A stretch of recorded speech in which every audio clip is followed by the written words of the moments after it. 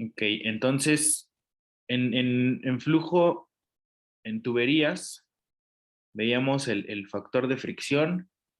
Ese factor de fricción estaba en función del número de Reynolds y de la rugosidad relativa del material con el que estaba construido el tubo. Aquí vamos a ver algo muy parecido, pero en lugar del factor de fricción vamos a tener un número de potencia. Ese número de potencia también va a estar en función del número de Reynolds y el procedimiento es exactamente el mismo. Aquí, en lugar de variar la rugosidad del material, vamos a variar el tipo de impulsor. Aquí en la línea de la curva de arriba tenemos un impulsor tipo turbina con paletas. Y luego en la curva de abajo es esa misma turbina, pero con paletas inclinadas. Lo mismo, vamos a calcular un número de Reynolds. En ese número de Reynolds nos vamos a ir de manera vertical hasta donde toquemos la curva. Y luego una vez que tocamos la curva, trazamos otra línea horizontal y nos vamos a ver cuánto vale el número de potencia. Y luego con eso vamos a poder calcular la potencia de la bomba, del motor, perdón, que vamos a utilizar para mover el impulsor. ¿Sale?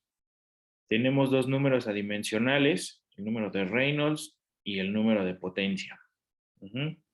Esos números adimensionales los definimos como está aquí. Este es el número de potencia, que se define como el consumo de potencia entre la densidad por la velocidad. Esta n es una velocidad rotacional al cubo por el diámetro del impulsor a la quinta.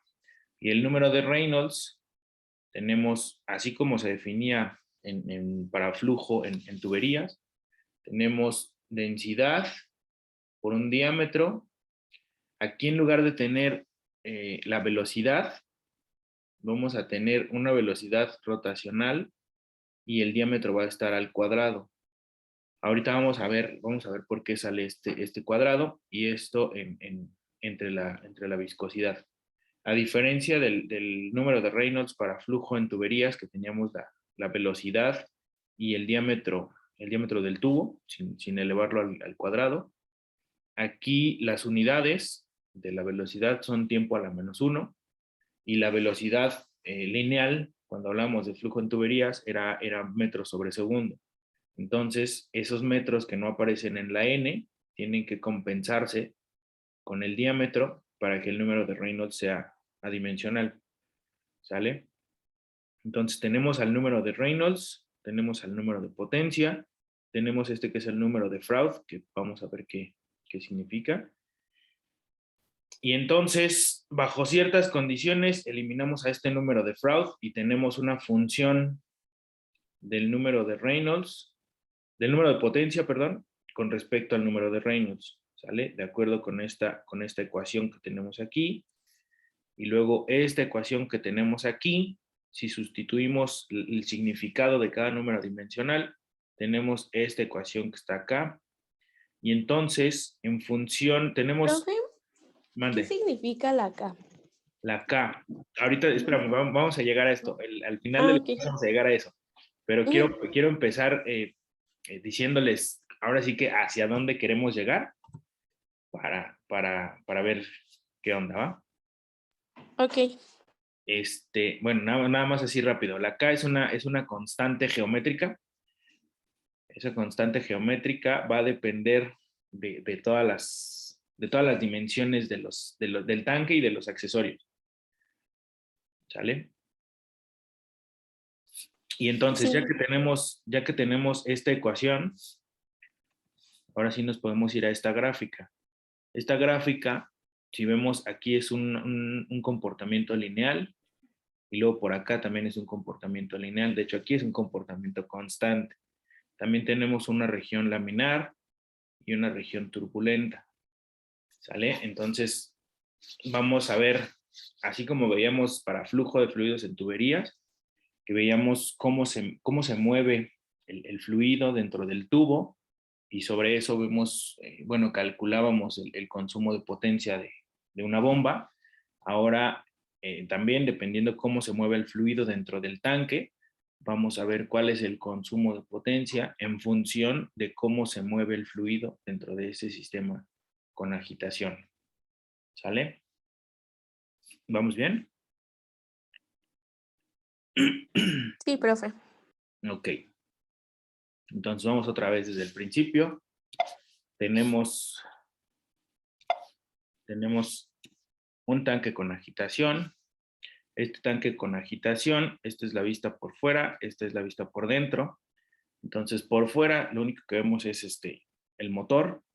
Vemos este tanque, esta es la vista superior del tanque, todos los accesorios, las conexiones y demás. Por aquí tenemos una ventana. Si abrimos esta ventana y nos asomamos, lo que vamos a ver es esto. Este disco que está aquí abajo es el impulsor. Ese es un impulsor de turbina con 6 paletas. Ese es un tipo Rushton, es el más común, es el tipo de impulsor más común. En la parte de abajo, este tubo en L es un difusor de aire. Este pedacito de tubo que se va hasta el fondo es un difusor. En este caso es un tubo de vidrio poroso. Entonces, en ese vidrio poroso pasa el aire y como son poros muy pequeños, entonces las burbujas de aire que se forman son muy pequeñas y eso nos ayuda a tener una mejor dispersión de aire en todo el reactor. ¿Sale? Este disco va a estar girando, entonces el aire sale por aquí abajo, las burbujas chocan con el disco va girando, las empuja hacia el exterior y al mismo tiempo van hacia el exterior y hacia arriba. Y luego si en el tanque se empieza a formar espuma, tenemos estas paletas de aquí arriba. Estas tienen la función de romper la espuma que se vaya formando, pero también puede ser un segundo impulsor. Entonces, en este caso particular era un rompeespuma y puede ir o puede no ir, ese es opcional. Y luego tenemos en esta parte de aquí, estas placas que se ven aquí en la orilla, se llaman deflectores o baffles. Esos tienen la función de romper el patrón de flujo. ¿A qué me refiero con esto? El impulsor está girando, entonces está generando un movimiento angular, perdón. El fluido va en esta dirección radial, angular, perdón. Y entonces estos deflectores lo que hacen es romper el flujo. Si el fluido viene en esta dirección, choca con este deflector y entonces hace un remolinito aquí, ¿no? Ese remolinito afecta a todo lo que va adyacente y entonces el flujo, en lugar de ser en una sola dirección, empieza a formarse remolinos y empieza a haber flujos en todas direcciones y esa es la turbulencia que se genera dentro del tanque y es lo que favorece el mezclado eficiente. ¿Sale? Ahora, viéndolo en un diagrama, otra cosa que se me pasaba, podemos ver este tanque que tiene aquí un cierto diámetro y luego aquí tiene una parte más ancha. Esa parte más ancha es una chaqueta para el control de temperatura. En esa chaqueta podemos pasar, no sé, vapor, si es que queremos calentar el tanque. Si queremos esterilizar, por ejemplo, ahí adentro, pasamos vapor a, no sé, 150 grados o algo por el estilo, y podemos esterilizar todo lo que esté aquí adentro del tanque. O si ya tenemos una reacción, podemos tener a un microorganismo ahí creciendo, por ejemplo, produciendo algo, y entonces ese microorganismo va a generar calor metabólico o este mismo impulsor va a generar calor por la fricción que va a generar y entonces ese calor que se está generando puede ser muy poquito, pero puede ser suficiente para calentar a lo mejor 3, 4 grados el medio de cultivo y esos 3, 4 grados pueden hacer que nuestro cultivo se caiga por completo en cuanto a eficiencia y ya no produzca lo que queremos producir. Entonces, para un buen control de temperatura, tenemos esta chaqueta y esa chaqueta funciona como un termo. En un termo, por ejemplo, tenemos, digamos que un vaso dentro de otro vaso, y ese espacio entre los dos vasos, para el caso de un termo, funcionan como un aislante.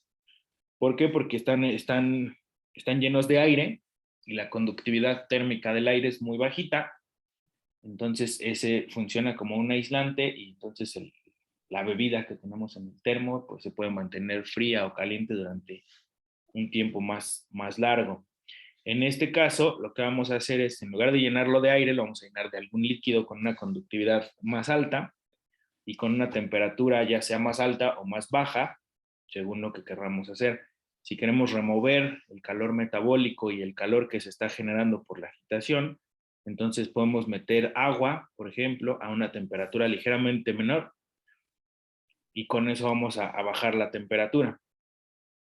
¿Sale? La chaqueta, ya viéndola en el diagrama, es este espacio que tenemos aquí. Este espacio envuelve al tanque y entonces todo el calor que se está generando aquí adentro se remueve por la parte de la chaqueta. ¿Sale? Con eso mantenemos el control de la temperatura y entonces las partes importantes de un tanque agitado son las que se ven aquí en la figura. Esta parte sumergida puede ser puede ser el difusor de aire, por ejemplo, o puede ser un punto de muestreo. Nosotros por ahí podemos extraer un cierto volumen del medio de cultivo y llevarlo al laboratorio a analizar, ver si se está produciendo algún compuesto de interés o si se está consumiendo el sustrato, o podemos ver cuánta biomasa de algún microorganismo hay o cuánta biomasa de algunas células o cosas por el estilo. Si es una reacción enzimática, podemos ver cómo se va llevando a cabo la reacción, o simplemente podemos hacer, no sé, a lo mejor análisis reológicos, podemos ver cómo está cambiando la viscosidad del medio, o cosas por el estilo, ¿no? Tenemos un punto de muestreo y extraemos cierta cantidad del, del, del medio que está aquí adentro. O puede ser el mismo difusor de aire, o pueden ser los dos. Aquí en esta parte de arriba podemos instalar todos estos puertos, los que se nos peguen la gana o los que nos dé el espacio que tenemos en la tapa del reactor. Y podemos tener dosificadores de ácidos, de bases, para controlar el pH.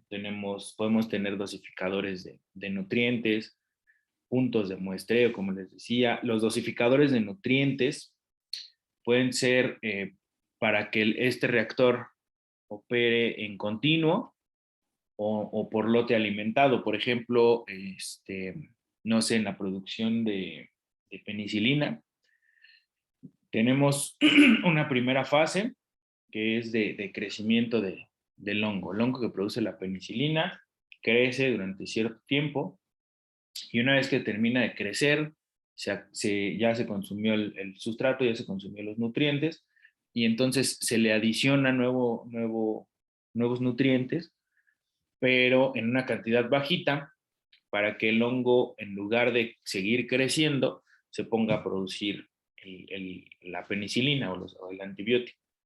Digamos que ahí jugamos con el metabolismo primario y el metabolismo secundario del microorganismo, adicionamos nutrientes en pequeñas cantidades para que no active su crecimiento y entonces en ese momento ya no crece, switchea el metabolismo, activa el metabolismo secundario y empieza a producir moléculas como son los antibióticos.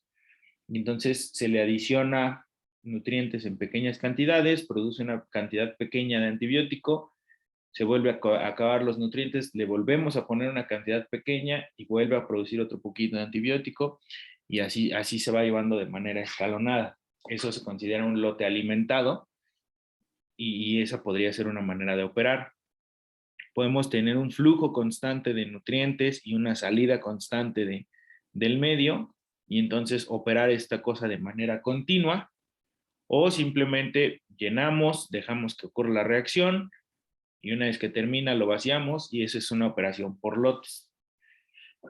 ¿Sale? Tenemos esta que llaman aquí vaina termométrica, es un termopar, simplemente para medir la temperatura del medio y podemos instalar esos termopares o podemos instalar electrodos, por ejemplo, para medir pH, para medir oxígeno disuelto, para medir potencial de oxidorreducción o cosas por el estilo que nos ayuden también a ver a monitorear cómo se está llevando a cabo el proceso. Este encamisado es la chaqueta para el control de temperatura. Esta placa deflectora es la que les mencionaba, que sirve para romper el perfil de velocidades. Este rodete que le llaman aquí es el impulsor, el eje. Este reductor de velocidad es simplemente un juego de engranes que ayudan a controlar la velocidad del impulsor si es que el motor va girando muy rápido y queremos que el impulsor gire a velocidades más bajas. Y luego por acá, del lado derecho, podemos ver los patrones de flujo que se forman con el impulsor ya en operación. El impulsor tiende a generar un perfil en una sola dirección que es angular.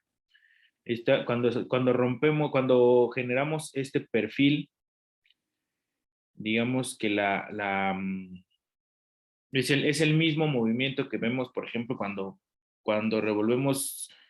disolvemos el café en nuestra taza, ¿no? Si nosotros le agitamos el café con la cuchara, generamos justo este movimiento. Entonces, si nosotros agitamos muy rápido, empezamos a generar este vórtice que se ve aquí arriba.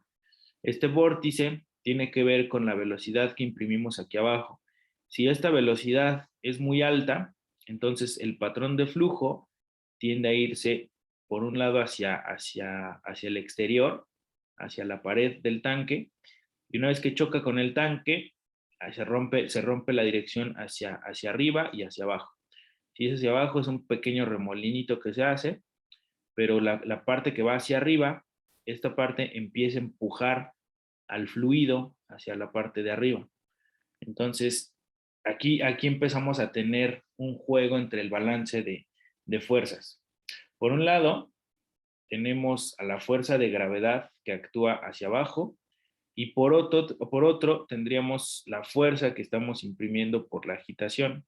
Entonces, la fuerza que lleva aquí la fuerza que le estamos imprimiendo al agitar, una vez que vence a esas fuerzas gravitacionales, empuja el fluido hacia arriba y ese empuje hacia arriba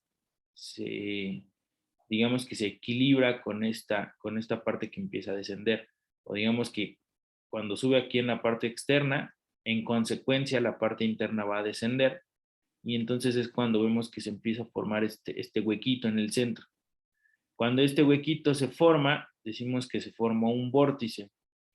Y esto, de alguna manera, se vuelve un problema de operación, porque así como nos pasa en la taza, que si la agitamos de más se nos derrama el café, pues lo mismo va a pasar con un tanque agitado.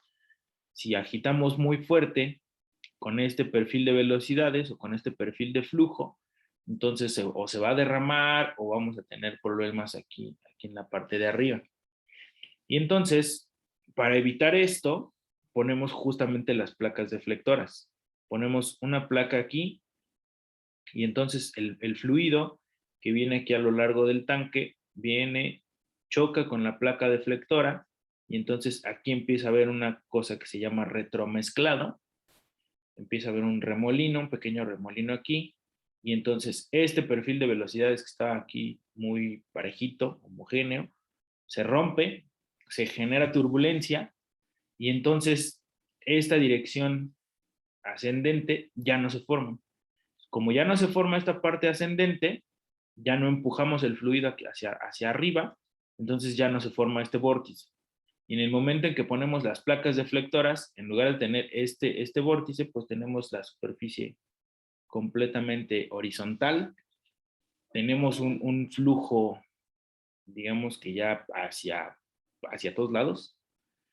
Ese fenómeno se conoce como turbulencia y con esa turbulencia tenemos una agitación más fuerte, más agresiva y tenemos un mezclado más eficiente, ¿vale?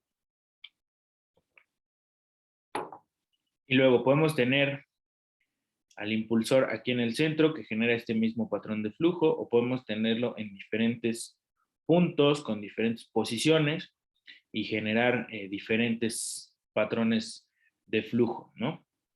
El más común es este, aquí al centro, y entonces simplemente para evitar la formación de vórtice, ponemos placas deflectoras y con eso nos quitamos este problema de encima. ¿Sale? Sí, profe. Ok. Ahora, los tipos de impulsores, o más bien el impulsor que podemos utilizar puede ser de diferentes formas. El más común es este, es un disco con aspas planas. Este disco con aspas planas es el de turbina o tipo Rushton. Les decía, es el más común. La diferencia entre todos estos tipos de impulsores básicamente es el fluido que vamos a utilizar y la velocidad con la que lo vamos a agitar.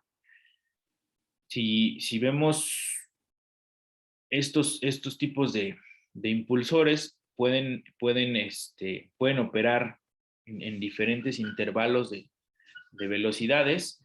Normalmente, si utilizamos velocidades altas, nos vamos con este tipo Rushton. Estos de este lado, por ejemplo, este de aquí, si lo vemos, se parece por ejemplo, a las aspas de una batidora.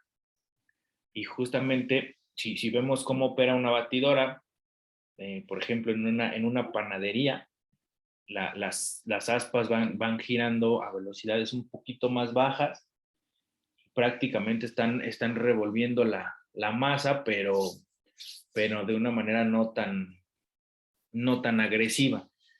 Y la masa, por ejemplo, si la vemos desde el punto de vista reológico, es un fluido no newtoniano, es un fluido muy viscoso, y entonces lo que vamos a hacer con este tipo de impulsores es justamente utilizarlo cuando tengamos fluidos no newtonianos, fluidos muy viscosos y que queremos agitarlos a velocidades bajitas. Mientras que a velocidades altas podemos tener este tipo Rushton o podemos tener esta hélice. ¿Vale? ¿De qué va a depender uno u otro?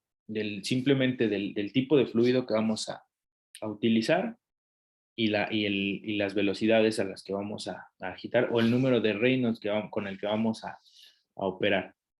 ¿Sale? Eso, si quieren verlo así más a detalle, hay tablas en el Perry, supongo que han de venir algunas tablitas, y si no, en libros de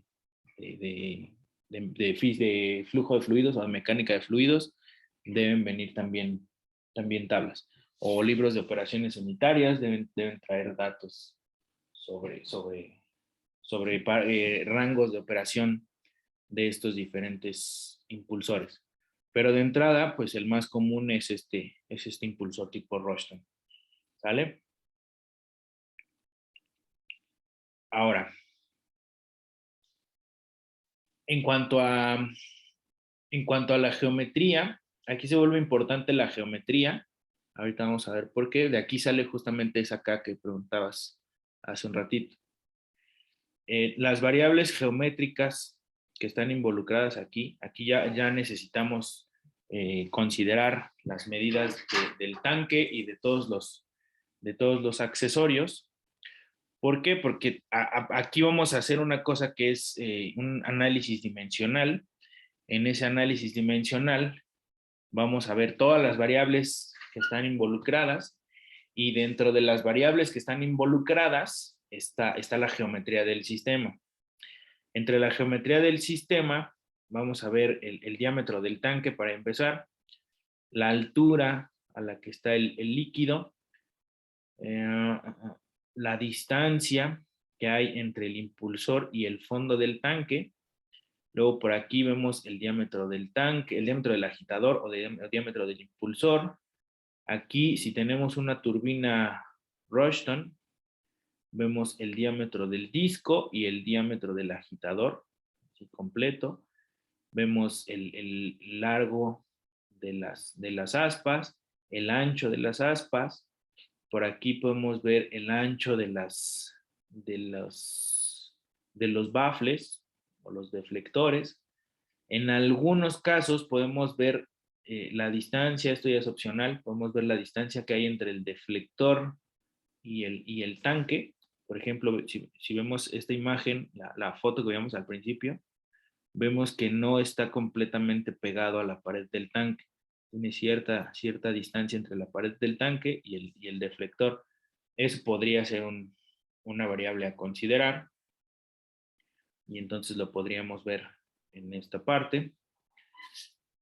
Y luego hay otra parte, hay otra variable que no se ve aquí, pero es el grado de inclinación de estas paletas. Si estas paletas tienen un cierto grado de inclinación, vamos a tener una cosa que se llama pitch. Ese pitch estaba en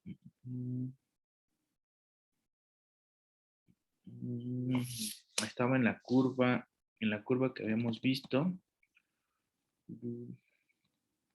Aquí hablábamos de pitched, estos pitched, pitch blade, son las aspas inclinadas, y entonces vamos a tener un pitch. Este pitch es una variable más que podemos considerar si es el caso, y entonces tendríamos una variable más a considerar.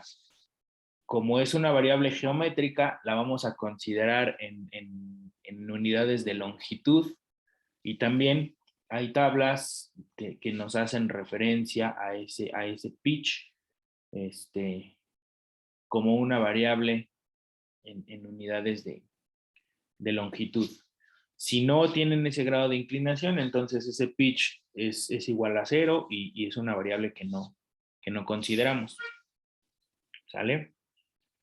Y bueno, ya que tenemos las variables, las variables geométricas, entonces vamos por medio del análisis dimensional, vamos a llegar a un conjunto de números adimensionales que nos van a decir cómo es la física de este problema de agitación y mezclada. Vamos a tener tres números adimensionales principalmente. El número de Reynolds, el número de Freud y el número de potencia.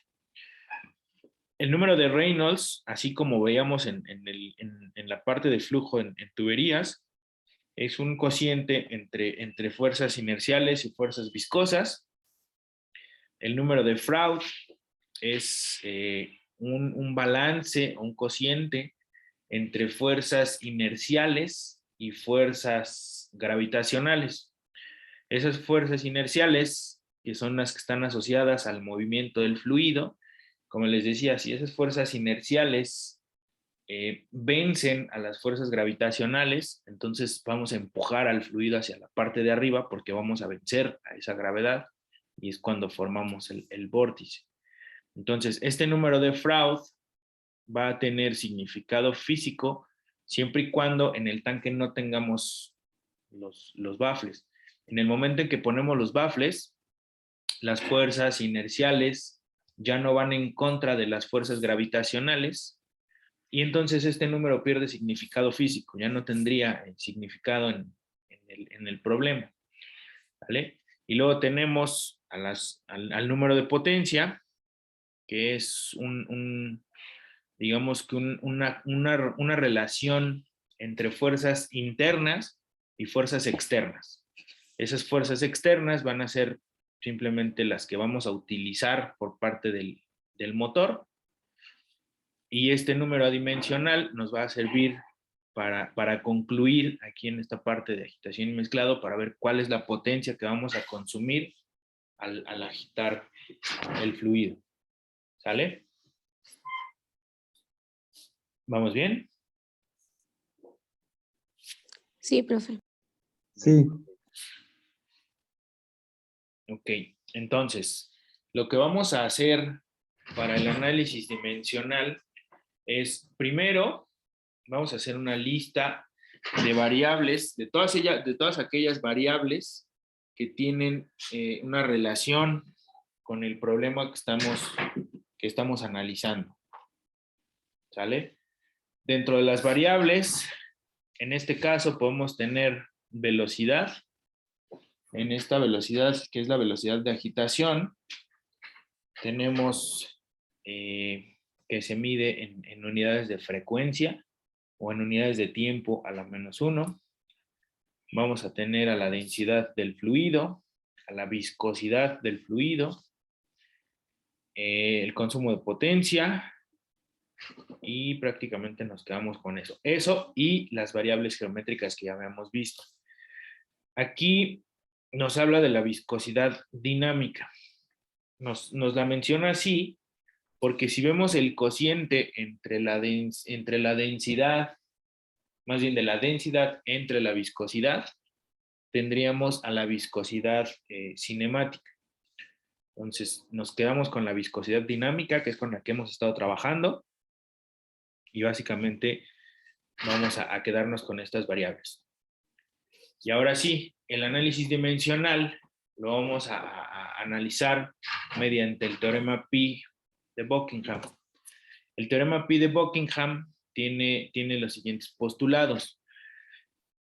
Podemos ver que en un análisis, en un problema físico, donde intervienen estas n variables, y que estas n variables las podemos expresar en m dimensiones fundamentales, vamos a generar un número n menos m de grupos adimensionales denominados pi, y estos grupos adimensionales son los que nos van a ayudar a describir la física del problema. ¿Vale? Estos grupos adimensionales son los que mencionábamos hace un ratito, que es el número de Reynolds, el número de Freud, el número de potencia y otros números adimensionales que nos van a ayudar a describir la física del problema de agitación y mezclado. ¿Sale? Un postulado más es que, y aquí es donde viene la importancia realmente de este análisis, es que podemos describir a un grupo pi como una función de todos los grupos, de todos los demás grupos adimensionales. En este caso, tenemos al grupo pi, que es el número de potencia, y ese número de potencia, digamos que va a ser una función de todos los demás grupos adimensionales. ¿Vale? De esa manera, podemos nosotros poner al consumo de potencia como una función de todas las variables de operación. Profe, pero ahí también puede ser cualquiera de los otros dos números adimensionales que nos dio. Sí, de hecho, sí puede ser O cualquier sea, grupo. puede ser cualquiera. Ah, Ajá, ok. ajá. Aquí el punto, o donde entra la importancia de esto, es que que tengamos esa habilidad para elegir de manera correcta al grupo que nos interesa. Nosotros en cualquier modelo matemático que tengamos, vamos a tener variables a controlar o variables de operación, y vamos a tener variables de respuesta. La variable de respuesta va a depender de las variables de operación, y las variables de operación van a ser nuestras variables independientes. Entonces podemos tener una función y igual a mx más b, donde x es la variable que podemos controlar o la variable de operación, y y va a ser nuestra variable de respuesta. Entonces, en este caso, va a ser lo mismo. Vamos a tener el consumo de potencia como una variable de respuesta, y esa variable de respuesta va a depender de todas las variables de operación que nosotros asignemos: temperatura, presión, concentración, cosas por el estilo. En este caso va a ser velocidad de agitación, el diámetro del impulsor o el diámetro del tanque, la viscosidad del fluido y cosas por el estilo. ¿Sale? Entonces, en ese caso, nos conviene poner al número de potencia como función de los otros grupos adimensionales. ¿Sale? Sí, profe. Entonces, la manera en que vamos a operar, la manera en que vamos a realizar el análisis dimensional es el siguiente. Primero hacemos una lista de las variables que que van a estar involucradas en el problema. Entonces decíamos, son todas las variables geométricas que habíamos visto, la velocidad de agitación, la densidad, la viscosidad, la gravedad como una fuerza externa y el consumo de potencia. ¿Sale? Ya que tenemos esa lista de variables involucradas, ahora vamos a expresar a esas variables en sus dimensiones fundamentales. Ya que la tenemos en sus dimensiones fundamentales, longitud, todas las variables geométricas se miden en longitud, entonces es L, ¿no? Expresamos como una L. La velocidad, decíamos, la vamos a expresar como en unidades de tiempo a la -1, y entonces, así como veíamos con el viscosímetro, que lo poníamos a girar a ciertas revoluciones por minuto, entonces este impulsor también va a girar a ciertas revoluciones por minuto, y las revoluciones por minuto son las vueltas que da ese impulsor por cada minuto, y entonces las unidades como tal se expresan como minuto a la -1. ¿Vale? Si lo queremos llevar al sistema internacional, por ejemplo, van a ser revoluciones por segundo, y entonces aquí en unidades vamos a tener segundos a la -1 o 1 sobre segundo. ¿Ok?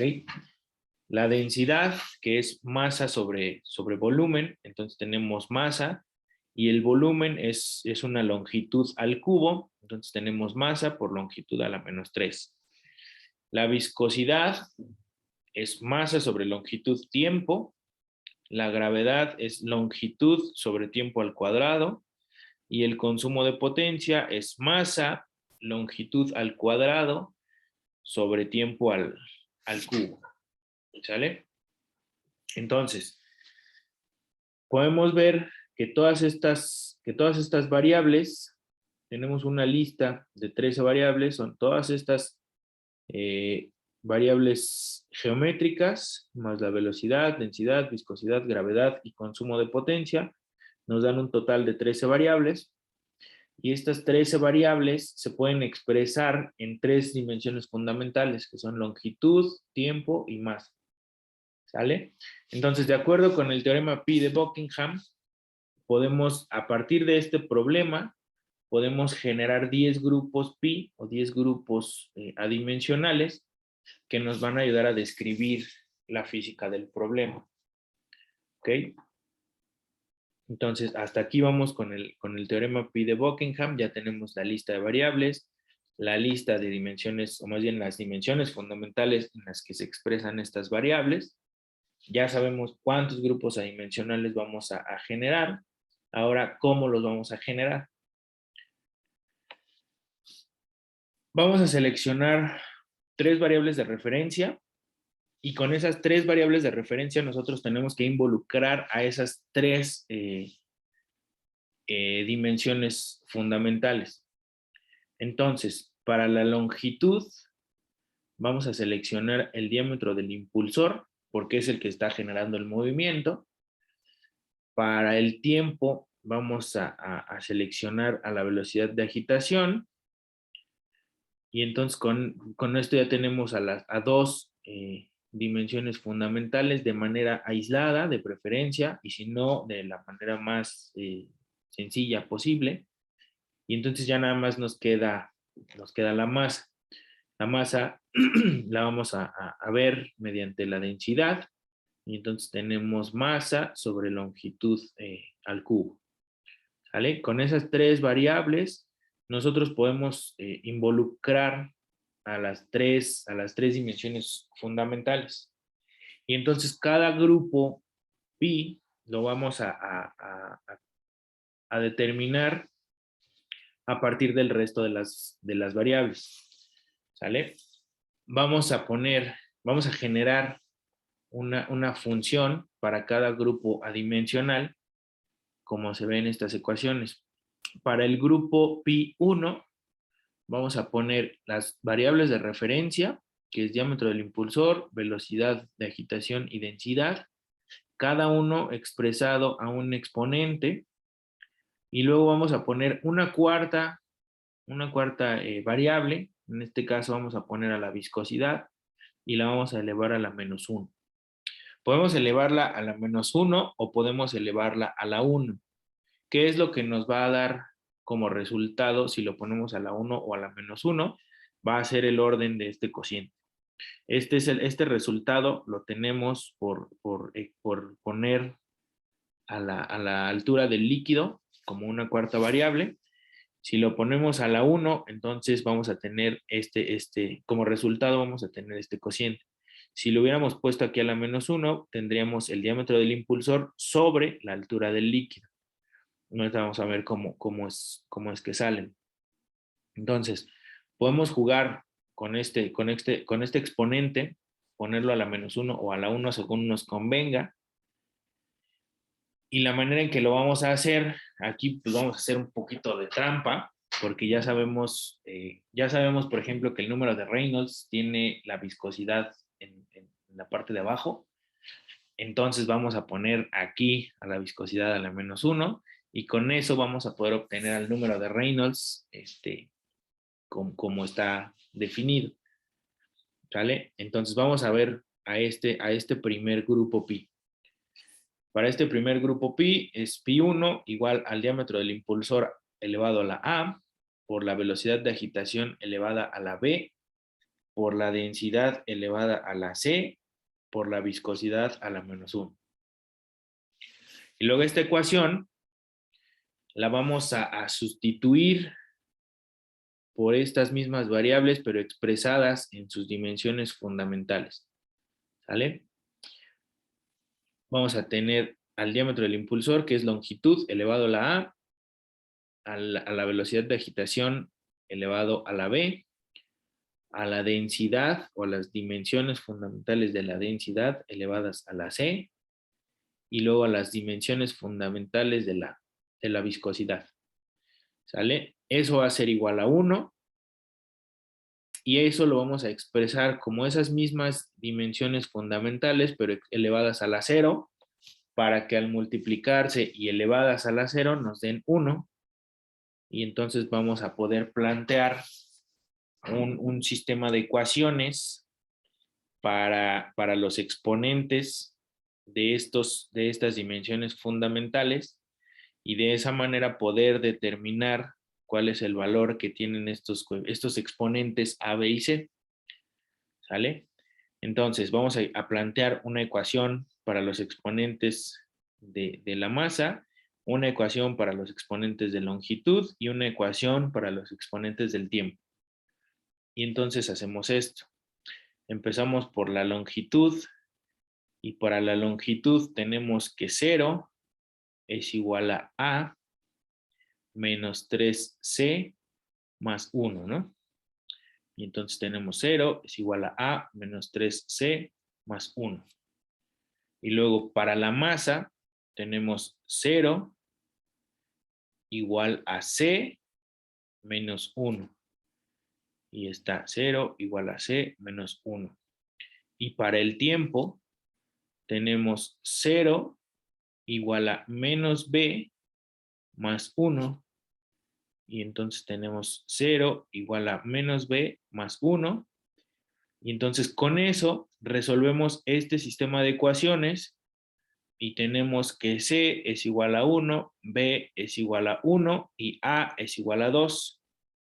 Y entonces de esa manera tenemos el primer grupo adimensional, que es el diámetro del impulsor al cuadrado, la velocidad de agitación por la densidad, entre la viscosidad, y este número adimensional es el que habíamos visto desde un principio como el número de Reynolds.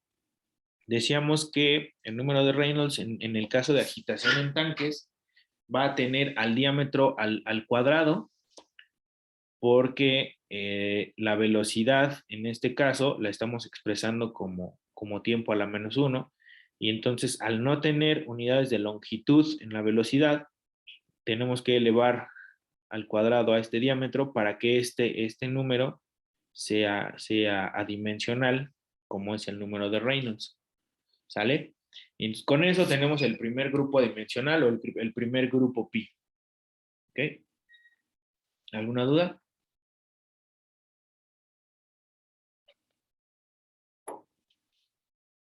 No. Bien. Ahora vamos a ver el segundo grupo pi. Hacemos lo mismo. Tenemos las tres variables de referencia más una cuarta. En este caso la vamos a expresar a la 1. Y luego lo mismo. Vamos a expresar a las unidades, a las variables en, dimensión, en términos de sus dimensiones fundamentales. Y con eso tenemos para generar el sistema de ecuaciones correspondiente. ¿Sale? Y lo mismo, empezamos por la longitud y tenemos que 0 es igual a menos 3c más 1. Y aquí está a menos 3c más 1. Para la masa tenemos 0 es igual a c. Y aquí tenemos ya 0 es igual a c. Y para el tiempo tenemos 0 es igual a b, a menos b, perdón, más tiempo es igual a menos b menos 2. ¿Sale? Ya tenemos 0 igual a menos b menos 2. Y entonces con eso, de entrada ya sabemos que c es igual a 0. Con esto podemos tener que b es igual a menos 2. Y sustituimos el valor de c y de b, más bien de c en esta primera. Y sabemos que a es igual a menos 1. ¿Sale? Y entonces ya tenemos el valor de a, b y c. Sustituimos en esta ecuación de aquí. Tenemos a, b y c. Y con esto tenemos, aquí, perdón, este 1 debería ser 2. Y con esto ya sabemos que el grupo pi2 es el diámetro del impulsor por la velocidad al cuadrado sobre la gravedad. ¿Sale? ¿Vamos bien? Sí, sí, profe. Sí, profe. Ok, entonces con eso tenemos el segundo grupo dimensional. Este es el que vimos como número de Freud. Este es el que nos relaciona fuerzas inerciales con fuerzas gravitacionales. Y entonces lo guardamos, ya tenemos el segundo grupo dimensional. Podemos buscar el tercer grupo adimensional. Y el tercer grupo dimensional lo vamos a obtener igual. Diámetro del impulsor a la A, velocidad de agitación a la B, densidad a la C y el consumo de potencia elevado a la 1. Expresamos estas mismas variables en términos de sus dimensiones fundamentales. Igual, esto va a ser igual a esas mismas dimensiones fundamentales elevadas a la 0.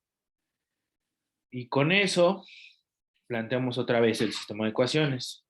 Para la longitud, otra vez tenemos 0 es igual a menos 3c más 2. Y la tenemos aquí, a menos 3c más 2. Para la masa, tenemos 0 es igual a c. A ver, espérenme. Ya di para otro lado. Para la masa, 0 es igual a c más 1. Y aquí ya está, c más 1. Y luego, para el tiempo, tenemos 0 es igual a menos b menos 3. Y aquí ya tenemos 0 es igual a menos b menos 3. Resolvemos el sistema de ecuaciones. De aquí obtenemos que c es igual a menos 1. Tenemos aquí. Aquí obtenemos que b es igual a menos 3. Y ya tenemos esto. Y luego la c la sustituimos aquí y podemos obtener que a es igual a menos 5. Y con eso tenemos al tercer grupo pi, que no lo puse, pero entonces el tercer grupo pi tendría que ser este, consumo de potencia, sobre que sería número de potencia igual a consumo de potencia entre densidad n al cubo, diámetro a la quinta. Y serían estos exponentes que vemos aquí. ¿Sale? Y entonces con eso ya tenemos esos tres grupos adimensionales que habíamos visto. Ahora, ¿qué pasa? Las variables que no hemos visto son las variables geométricas. ¿Qué pasa con las variables geométricas? Hacemos exactamente lo mismo. Vemos, podemos tener a las tres variables de referencia elevadas a la A, a la B y a la C, y luego a la variable geométrica que nos interese. La ponemos a la -1, igual lo podemos poner a la -1 o a la 1, no pasa nada. Y luego expresamos esto mismo en términos de sus dimensiones fundamentales y tenemos para generar el sistema de ecuaciones. Entonces empezamos por longitud y es L igual, para L, perdón, es 0 igual a menos 3C más 1. Tenemos A menos 3C menos 1. Así, aquí este debería ser a la -1 porque tenemos a la -1. Entonces, esta L debería estar aquí a la -1 y entonces nos queda esta ecuación. Luego, para masa, tenemos 0 igual a C, y ya tenemos 0 igual a C, y luego para tiempo tenemos 0 igual a menos B, y entonces tenemos 0 igual a menos B, y con eso tenemos que B y C son igual a 0. Si estos son igual a 0, entonces A es igual a 1, y con eso tendríamos este grupo pi que está asociado a la altura del líquido. ¿Sale? Ahora, ¿qué pasa si en lugar de la altura del líquido ponemos al diámetro del tanque? Ya no tendríamos el diámetro del impulsor porque es una variable de referencia, pero ponemos a esta C, que es la distancia entre el impulsor y el fondo del tanque, a L, que es el largo de las aspas, al ancho de las aspas, el ancho de los baffles, esta S es el pitch que les mencionaba, y esta F podría ser la distancia que hay entre el baffle y la pared del tanque. Estas últimas dos variables pueden ir o pueden no ir, dependiendo de cómo sea la configuración del tanque y cómo sea el agitador. Les decía, si el agitador tiene las aspas completamente verticales, esta S es igual a 0. Si los baffles están completamente pegados a la pared del tanque, entonces esta F vale 0 y nos quedaríamos hasta la J. ¿Sale? Y el procedimiento tendría que ser exactamente el mismo que tenemos aquí, y podríamos tener un montón o un conjunto de grupos pi que simplemente nos van a dar la composición, o más bien la proporción geométrica del tanque.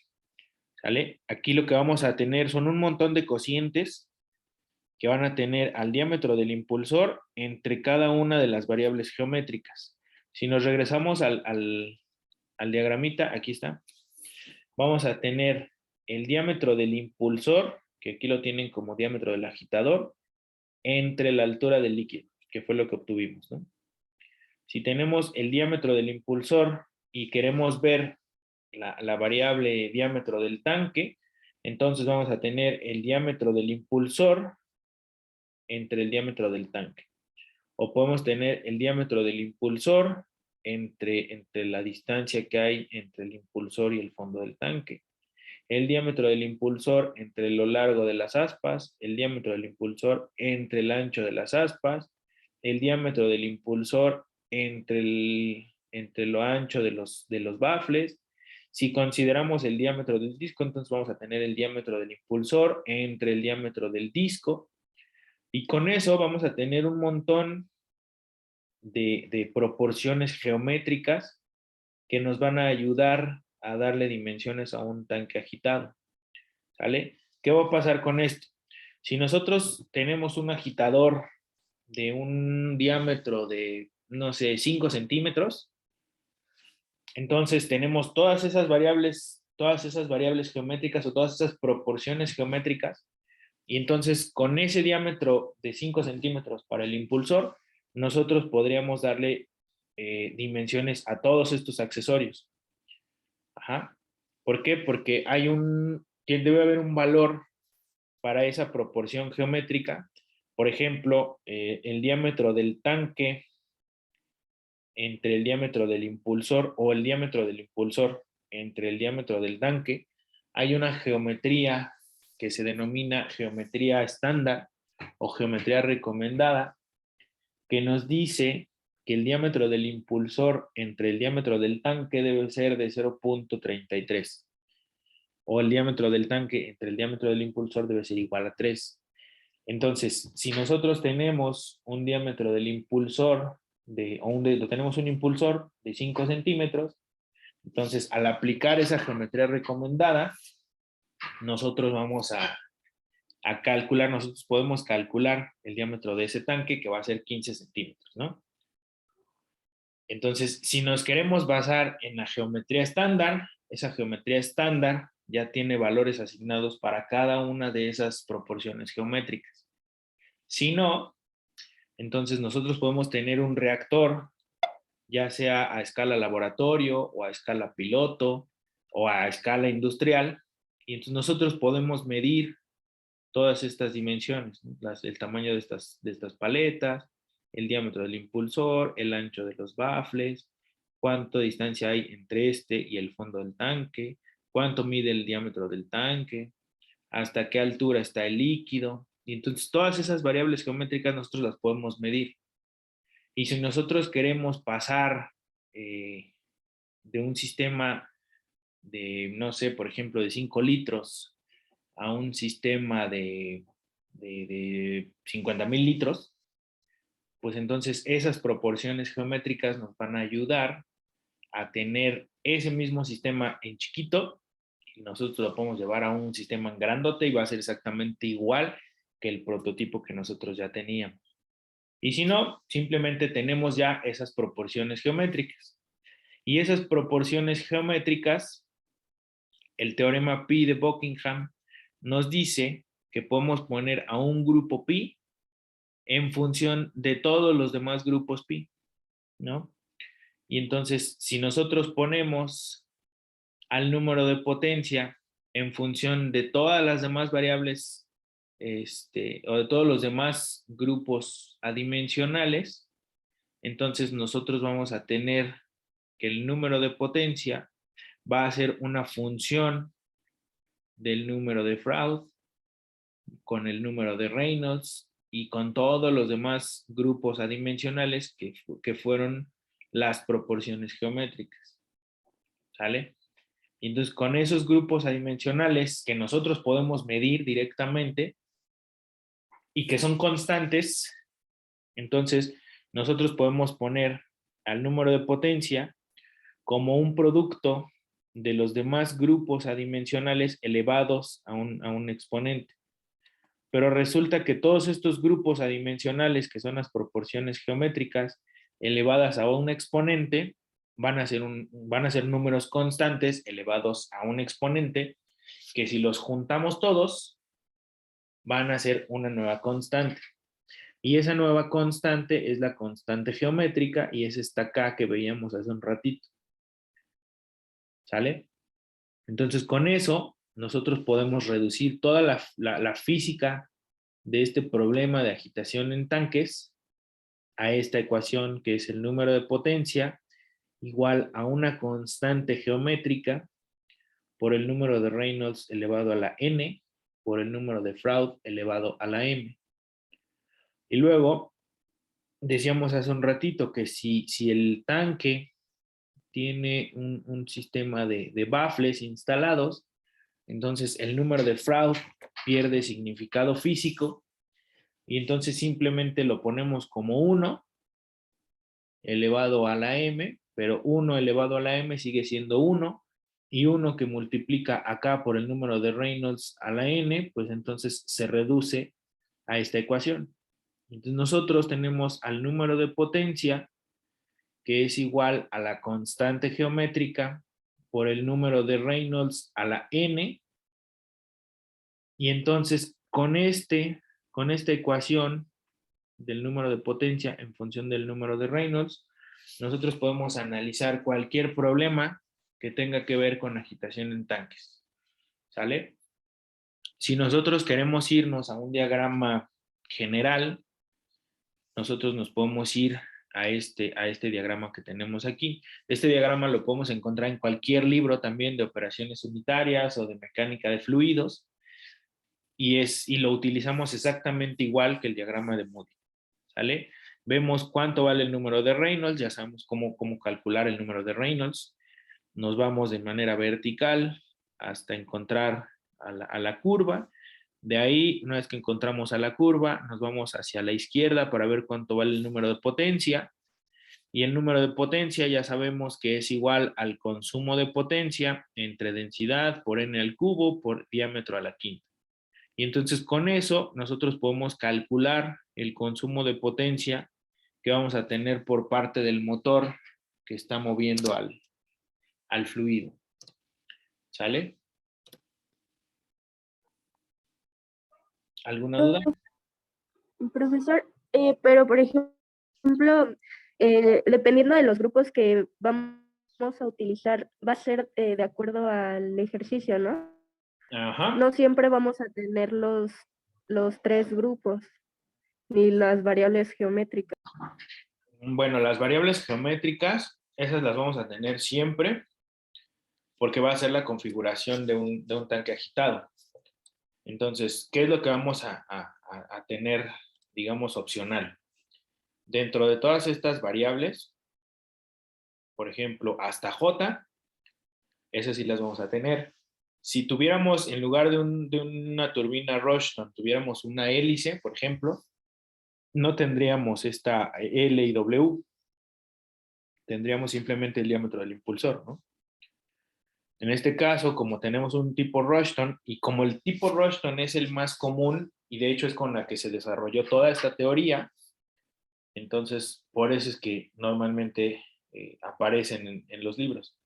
Te digo, si tuviéramos otro tipo de impulsor, a lo mejor estas no irían, nos quedaríamos simplemente con el diámetro del impulsor y hasta J, ¿no? La hélice, por ejemplo, sí tendría un pitch, ese sí tendría un valor de pitch porque tienen cierto grado de inclinación. La F, te digo, esa podría aparecer o no, dependiendo cómo estén los baffles, si están pegados o despegados de la pared del tanque. Pero de ahí en fuera, la altura del líquido, esa sí aparece. La C, esa sí aparece. Diámetro del impulsor y diámetro del tanque, esas sí aparecen. Y luego todas estas variables, igual, esas van a aparecer siempre. La velocidad, pues, es la que nos va a promover el movimiento del fluido, es la velocidad del impulsor. La densidad y la viscosidad del fluido, esas no nos las podemos quitar. La gravedad, igual esa no nos la podemos quitar. Y el consumo de potencia, pues, es la variable que queremos encontrar. ¿Sale? Ok, profe. Lo que sí puede variar es que si tenemos un fluido newtoniano, entonces esta mu no va a ser una mu, no necesariamente va a ser una mu. Puede ser consistencia y puede ser índice de flujo, por ejemplo, ¿no? Igual más adelante vamos a ver algo, cómo influiría esa parte. Hay una variable que nos hace falta, que es el flujo de aire. En la imagen que veíamos al principio, tenemos justamente este difusor de aire. Entonces, si estamos inyectando aire desde la parte de abajo, entonces ahí hay una variable adicional y esa variable adicional la tendríamos que considerar aquí, y esa variable adicional nos va a generar otro grupo pi que se conoce como el número de aireación, ¿vale? Ese ya les va a tocar a ustedes de tarea, pero más adelante. Pero en general,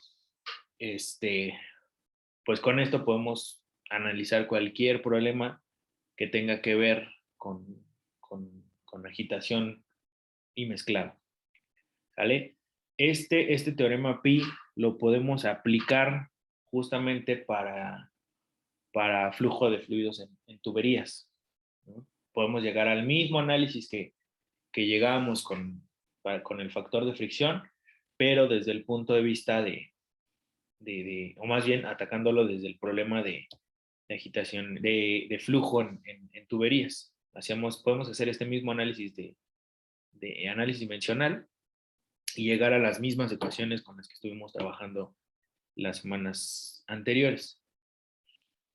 El por qué lo analizamos así en agitación y mezclado es porque también de aquí parten las bases para hacer escalamiento de procesos. Hacer escalamiento en un tubo realmente no tiene mucho sentido, pero podemos aplicarlo también. Este teorema pi de Buckingham aplica para cualquier problema que ustedes tengan, digamos, en cualquier área de física, ¿no? De hecho, este mismo análisis lo pueden realizar ustedes en transferencia de calor o en transferencia de masa. Me parece que en transferencia de calor también se ve. No sé si lo van a ver, pero también se puede ver en transferencia de calor. Y pues bueno, es un método, digamos, general para ver la física de cualquier problema. Y de esta manera podemos analizar cualquier problema que tenga que ver con agitación y mezclado. ¿Sale? Profe, ¿cuál dijo que era la variable que tenemos que aislar para el número de aireación? El flujo de aire. Si nosotros ponemos aquí como variable adicional el flujo de aire que estamos suministrando desde la parte de abajo, igual las dimensiones fundamentales son volumen entre tiempo, que sería longitud al cubo, tiempo a la -1, y entonces con eso aplicamos todo el mismo procedimiento, el sistema de ecuaciones y demás, y llegamos al número de aireación. Gracias. ¿Vale? ¿De qué? ¿Alguna otra duda?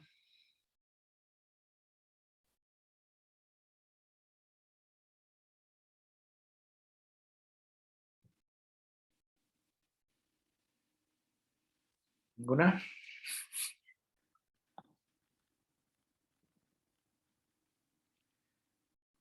Profe, ¿puede poner el último, el análisis para obtener la altura del líquido? Es que había una L a la -1, pero no.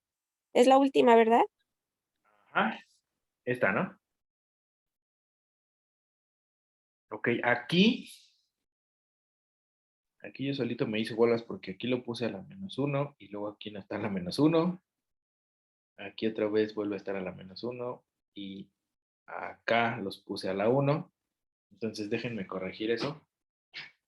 Pero, como les decía, la única diferencia entre ponerlo a la 1 o a la -1 es cómo van a quedar estos cocientes. Si van a quedar como variable entre diámetro del impulsor o como diámetro del impulsor entre la variable. ¿Sale? Pero el sistema de ecuaciones es este. Es diámetro del impulsor, n, densidad, cada uno a su exponente, y luego la variable geométrica que vamos a aislar, que puede ser a la -1 o a la 1.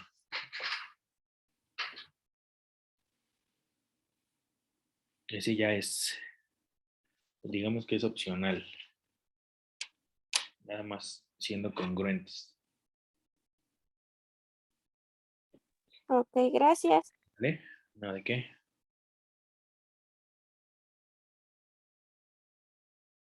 Y entonces, ya para terminar, tenemos al número de potencia en función del número de Reynolds Y esto decíamos, nos lo llevamos a este mismo diagrama, que es número de potencia en función del número de Reynolds. Y entonces podemos ver también tres regiones o tres regímenes de movimiento: laminar, transición y turbulento. En el régimen laminar vemos que hay una relación inversamente proporcional entre el número de potencia y el número de Reynolds. Eso quiere decir que esta n va a tener un valor negativo, y en este caso el valor negativo que toma es -1, y luego en el régimen turbulento el número de potencia se vuelve una constante. Entonces, en régimen turbulento, n toma un valor de 0 y el número de potencia se vuelve igual a k. ¿Sale? Entonces, ¿qué pasa si estamos en la región laminar o turbulenta? Podemos hacer una simplificación del problema, de la ecuación que resulta del análisis dimensional, y entonces el número de potencia es igual a k por número de Reynolds a la n, y eso, si sustituimos los números adimensionales por las variables que los definen, entonces podemos tener toda esta ecuación sota. Y para un régimen laminar sabemos que n es igual a -1, entonces simplemente se invierte este cociente y tendríamos esta ecuación que podemos reducir despejando al consumo de potencia, dejándola como consumo de potencia igual a la constante geométrica por la viscosidad por n al cuadrado por el diámetro del impulsor al cubo. Y con eso, con estas variables, si estamos en régimen laminar, podemos calcular el consumo de potencia en función de las demás variables. ¿Sale? Así como veíamos en flujo, en tuberías, podemos ver que en régimen laminar las fuerzas que están involucradas son las fuerzas viscosas. A lo que hay que vencer para promover un régimen laminar es a las resistencias viscosas que pone el fluido. Y luego, si estamos en un régimen turbulento, entonces m es igual a 0 y esto se vuelve 1, y entonces el número de potencia es igual a k. Y otra vez podemos despejar al consumo de potencia, y el consumo de potencia nos va a quedar como densidad por n al cubo por diámetro a la quinta. Y también, como veíamos en flujo en tuberías, podemos ver que cuando estamos en régimen turbulento, la variable que nos interesa es la densidad, o las resistencias que tenemos que vencer para estar en un régimen turbulento son las resistencias inerciales que vamos a tener por parte del fluido. ¿Vale? Entonces, esas son dos particularidades que vamos a tener si estamos o en régimen laminar o en régimen turbulento. Si estamos en régimen de transición, ahí sí ya nos amolamos y tenemos que hacer uso de este diagrama. Este diagrama pues, nos va a servir para cualquier régimen de movimiento, y es el general, ¿no? Vemos número de Reynolds y luego vemos número de potencia y calculamos consumo de potencia. Pero si estamos en régimen laminar o turbulento, pues podemos calcular el consumo de potencia directamente con estas ecuaciones. ¿Sale? ¿Cómo vamos a saber si estamos en régimen laminar o turbulento? Por el número de Reynolds. Si tenemos un número de Reynolds de 10 o menor, entonces estamos en un régimen laminar y calculamos con esta ecuación. Si tenemos un número de Reynolds de 10 a la 4 en adelante, entonces estamos en un régimen turbulento y podemos calcular el consumo de potencia directamente con esta ecuación. ¿Sale? Si estamos en un régimen de transición, pues de modo ahí sí nos adoptamos todo el procedimiento completo, que sería por medio de este diagrama, así como le hacíamos con el diagrama de Moody. ¿Vale? Y con eso prácticamente calculamos el consumo de potencia que vamos a necesitar por parte del motor para generar el movimiento que necesitamos en un tanque de agitación y mezclado. ¿Vale? ¿Alguna duda? Profe, yo tengo una duda en el diagrama que puso. Sí. ¿Por qué hay dos líneas? Ok. Esas tienen que ver con el tipo de impulsor que estamos teniendo. Este es un impulsor de turbina, un tipo Rushton, y este es una turbina, pero con placas inclinadas. Entonces, Ok, ajá. nos vamos a la figura que teníamos al principio. Ajá, depende de cómo sea, ¿no? Ajá, ¿Cuál de los dos casos? así es. Podríamos tener Ok. o Ujú, podríamos o tener el de la derecha. mismo, ajá, pero con paletas como esta, ¿no? Ok, sí. Gracias, profe. ¿Sí? No, ¿de qué? ¿Algo más?